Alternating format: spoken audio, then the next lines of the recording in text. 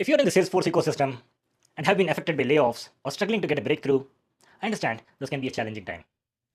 Here are a few insights that can serve as a good food for thought and can help you navigate this phase with confidence and purpose. Upskilling is an extremely important part of a job search. This is a great opportunity to focus on learning, especially when you are between jobs. Listen, when we are in our jobs, our focus is completely on delivering results, proving ourselves to our employers, meeting tight deadlines, and balancing work with personal life. But now you have the time to invest in yourselves.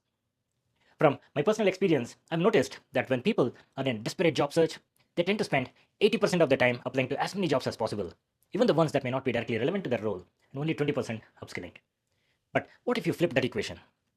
If you spend 80% of your time upskilling, networking with people on LinkedIn, and 20% on applications, this will help you stand out in the market and be more competitive in the long run.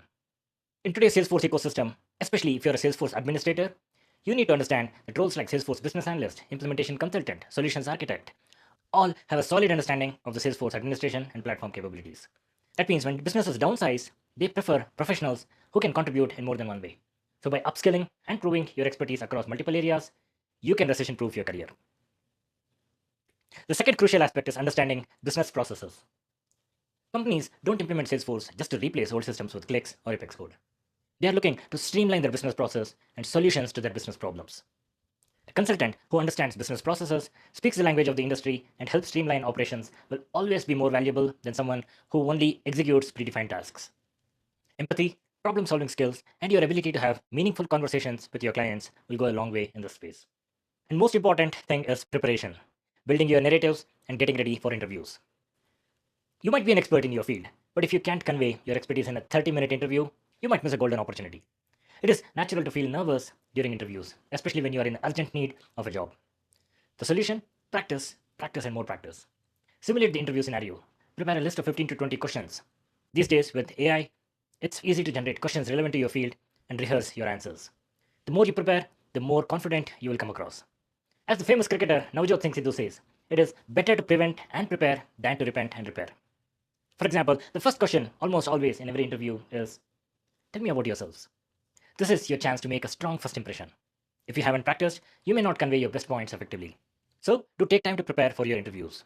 Take the time to reflect on your past experiences, recognize the value you have brought to previous employers, and craft a strong narrative around them. Another key consideration, keep your LinkedIn profile up to date and stay active. Many professionals log into LinkedIn only when they are in job hunting mode. That's a mistake. It's important to be consistently active. Think of it like digging a well way before you feel thirsty.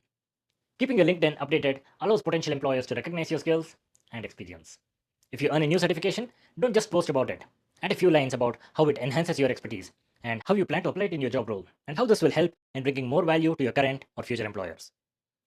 Even if you're not posting frequently, engage with others, comment on their posts, share insights, and contribute to discussions in your niche. This helps you build credibility in the ecosystem. Another powerful tool is LinkedIn recommendations. I once worked with a manager who greatly appreciated my contributions. It was an year-long project, and all our teams had to work for long hours for a considerably longer duration of time. When I asked him if he would be willing to leave a recommendation, he hesitatingly asked, "Hey Anand, are you planning to quit? Isn't that only for job seekers?" That's a misconception. Prospective employers check your profile for social proof.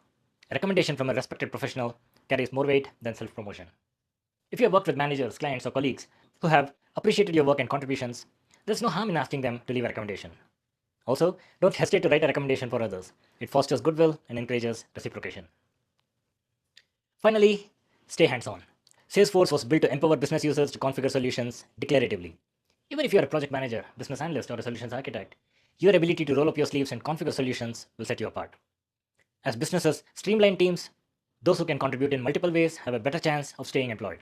And the only way to ensure this is by consistently upscaling and demonstrating versatility. Of course, with all of these efforts, layoffs can still impact the best of the best. But if you stay persistent and keep improving, opportunities will come your way and it'll be easier to bounce back. I remember this quote from Les Brown: when life knocks you down, try to land on your back, because if you can look up, you can get up. Tough times don't last, but tough people do. Hang in there, keep working on yourselves, and you will find your breakthrough. I wish you all the best, and I'll see you in the next one.